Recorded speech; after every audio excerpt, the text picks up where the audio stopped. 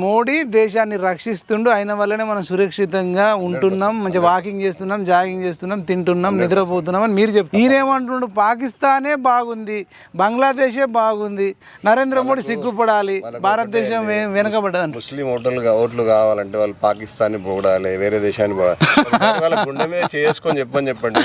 పాకిస్తాన్ ముస్లింలు ఎంతో మంది స్టేట్మెంట్లు ఇస్తారు, మీ దేశము చాలా గొప్పది, మా ముస్లింలు మీ దేశంలోనే చాలా సేఫ్ గా ఉన్నారు, వేరే ఇతర దేశాలలో ఎక్కడ లేరని వాళ్ళే ఘంటాపథంగా ముస్లిం దేశాలలో మీరు కావాలంటే వీడియోస్ చాలా యూట్యూబ్ లో చెక్ చేయొచ్చు, 100% చెక్ చేయొచ్చు. రాజకీయం కోసం వాళ్ళు కాంగ్రెస్ పార్టీ వాళ్ళు చేసిన దుస్థితి కారణము ఇంత దూరం వచ్చింది.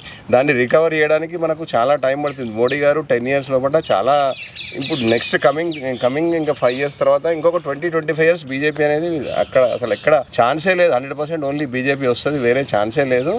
దేశాన్ని ముందు తీసుకుపోవాల్సిన పార్టీ ఏకైక పార్టీ బీజేపీ.